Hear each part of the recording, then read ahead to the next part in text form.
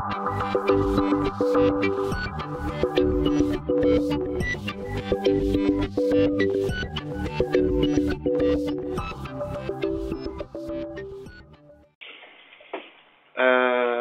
va voir maintenant différents sujets, la réforme de la formation et la mise en place du compte personnel de formation, le compte pénibilité et puis les nouveautés N4DS 2015. Bon, ça sera moins long que la partie DSN, je vous rassure. Il y aura toujours une petite partie, une partie théorique en fait, normalement des choses que vous connaissez.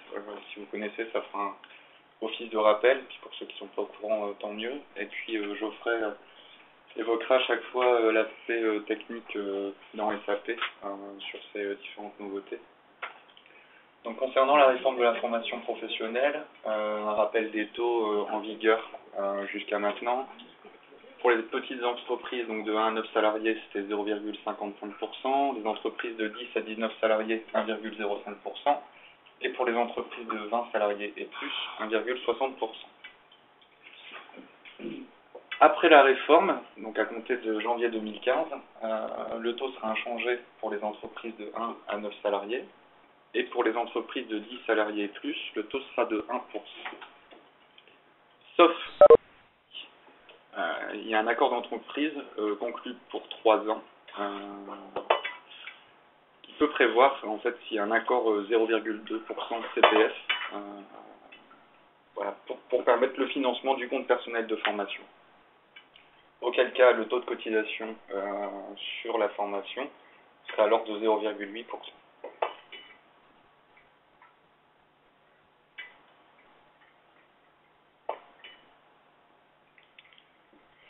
Donc la contribution sera versée intégralement à l'OPCA concerné.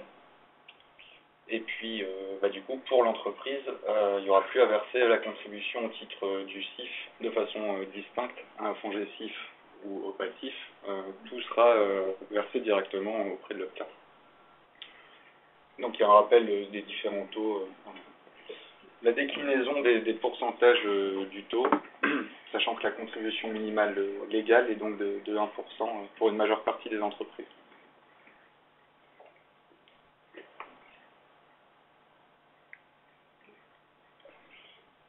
Les obligations pour les entreprises, donc l'employeur sera uniquement responsable de l'adaptation du salarié à son poste de travail, donc les formations obligatoires. La déclaration 2483 devra être faite en 2015 pour le réaliser de 2014. Et une obligation d'informer le comité d'entreprise sur l'investissement annuel en matière de formation des salariés.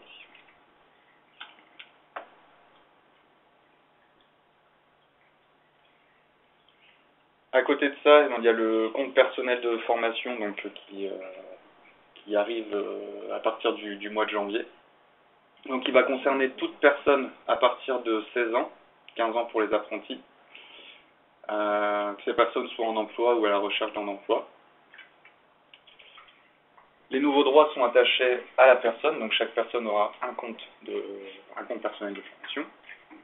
Et les droits donc demeurent acquis en cas de changement de situation professionnelle ou de perte d'emploi de son bénéficiaire. La durée du compte personnel de formation, différence par rapport au DIF notamment, au niveau des heures d'acquisition, le DIF était plafonné à 120 heures. Pour le compte personnel de formation, c'est 150 heures. Donc pour une personne, il y a une proratisation selon le temps de présence du salarié dans l'entreprise, donc proratiser si le salarié est à temps partiel. Donc pour une personne à temps complet, 150 heures selon la répartition suivante. Donc c'est 24 heures par an d'acquisition jusqu'à un plafond de 120 heures, puis 12 heures par an jusqu'au plafond de 150 heures. À noter que les droits acquis au titre du DIF, donc des salariés à fin décembre 2014, seront toujours mobilisables jusqu'en 2021, mais selon le nouveau régime du compte personnel de formation.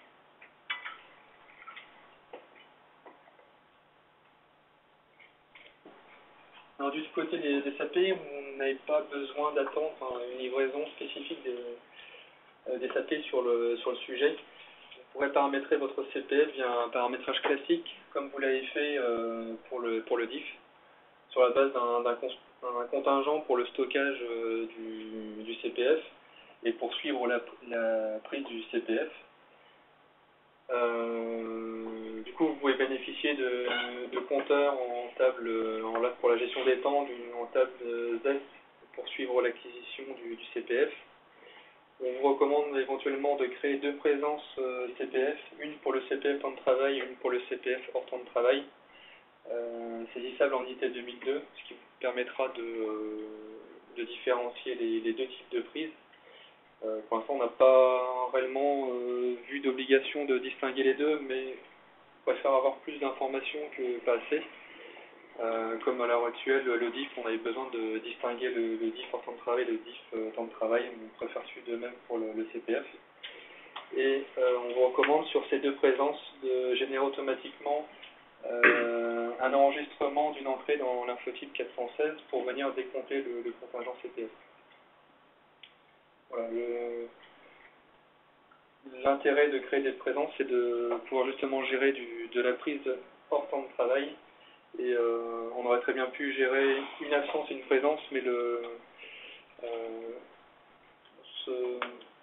on pense que ce sera plus simple à l'utilisation d'avoir l'ensemble des informations dans le même contingent de présence pour noter la prise du CPF.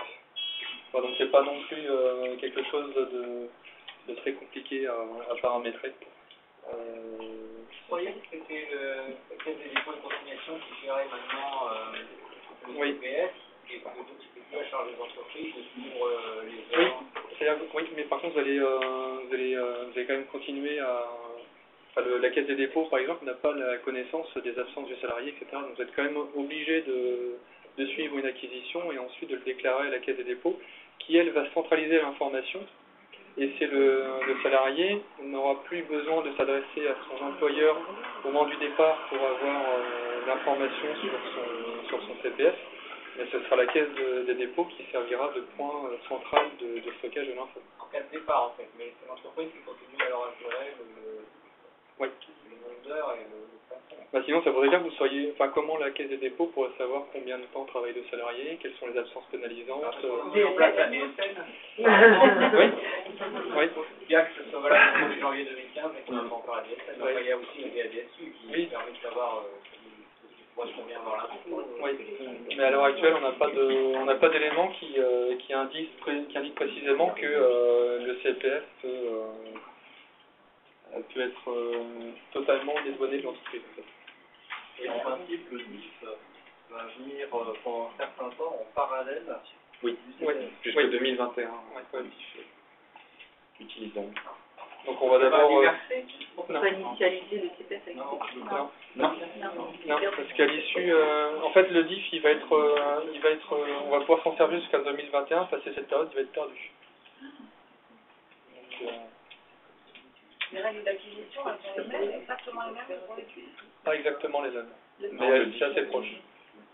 Ah oui, l'acquisition ou pénalisation Les deux en fait. Non, l'acquisition. Le temps partiel par exemple, c'est un prorata, mais oui. quand tu es en congé parental temps partiel, c'est pas de prorata par exemple.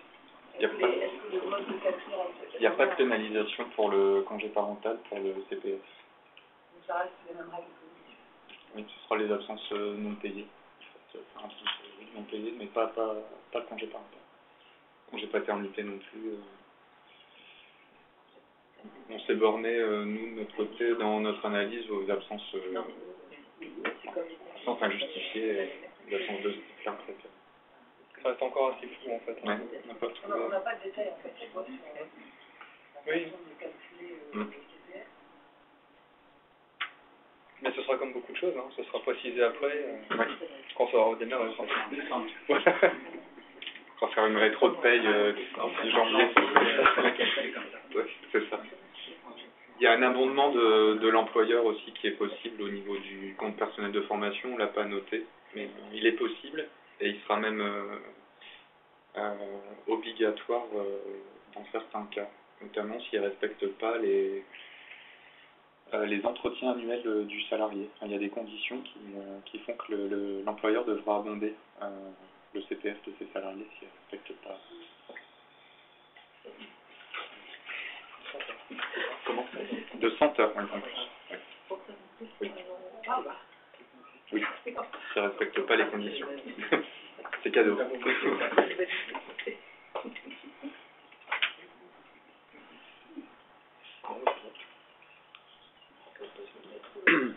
Vous avez d'autres questions sur le CPF? On passe.